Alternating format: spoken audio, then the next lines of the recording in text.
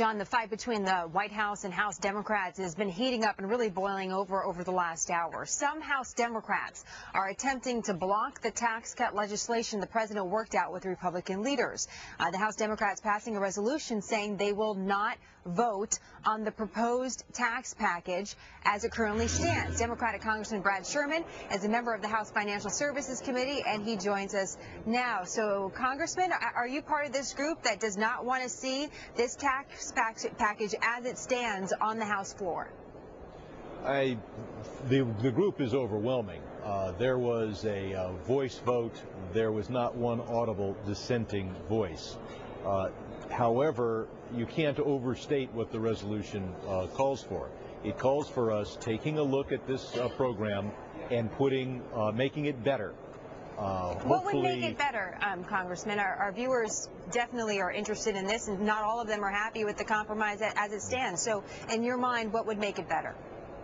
Well, a couple of things. First, we have to deal differently with the estate tax, which under this program, those who die in 2010, the estates, even hundreds of millions of dollars, go with not only a zero tax, but a less than zero tax. That is to say, there's an option where you can opt into something to save money on your income taxes or have a zero tax, whatever your tax lawyer thinks is better.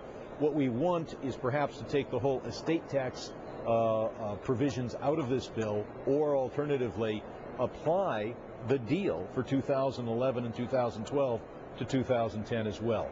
A second proposal, and it's really my proposal, is that instead of a payroll tax holiday, which will dribble money to people all the way till next Christmas, instead we send people a check this spring and get the money into their hands sooner, but also not have the prospect that the Social Security Trust Fund is receiving money from a general fund or borrowed funds. The Social Security Trust Fund should, in an optimal situation, be getting the money from those who are participating in the program. So, Congressman Sherman, when you say send people a check this spring, what do you mean and how much?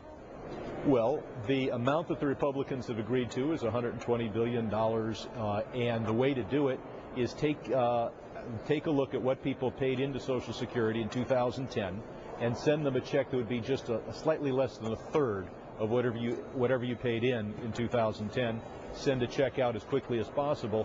If we did a good job of it, we could get it in people's hands so they could pay for their Christmas bills for Christmas 2010 rather than dribbling out the money all the way to Christmas 2011. We need to keep the Social Security Trust Fund receiving money from employees. We need to get money into people's hands.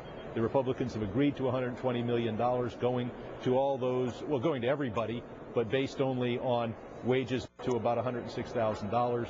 They've agreed to that. This is a better mechanism that prevents the Republicans from arguing that we have now begun the process of unraveling the Social Security contract between the employee when they're working and the retiree when they retire. So, Congressman, thank you for sharing some of those specifics with us, because that's what we're looking at here to see when a compromise would actually come together, if there's one in order. Now, this is what House Majority Leader Steny Hoyer had to say.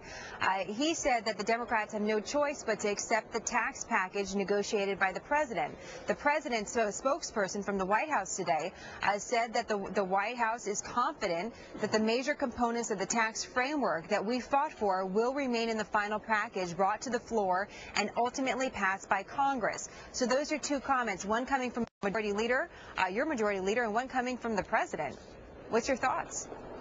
I think that we will eventually pass something that has many of the major components. The one thing that Republicans have demanded again and again is that we preserve the Bush tax cuts on the income tax and on dividends and on capital gains all the way through the end of 2012. I think that this caucus, the Democratic caucus, would be willing to vote on a bill that would do that, providing we dealt differently with the estate tax or differently with the payroll tax holiday that the Republicans have already accepted, but accepted in a form that isn't the best form to carry out what is a Democratic policy and a policy that the Republicans have consented to. Interesting to see that potential bartering going on. Final question here, Congressman, for you. Can you see a scenario, though, that we go into the new year, and I only have about 30 seconds here, and we don't have a compromise? Are you willing to dig your heels in for that estate tax and for that payroll tax holiday? And if you don't get that, then we don't have a bill and Americans see their tax rates go up. It is the Republicans who have taken the middle class hostage.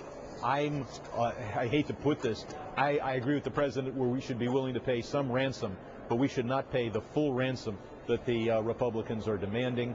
And I am convinced that if we don't pass a law in December, we'll end up passing a bill in January. I think we'll pass a better bill and sooner, but we do need to make some changes before we put it on the president's desk. Congressman Sherman, a pleasure to have you today, sir. Thank you so much. Good to be with you.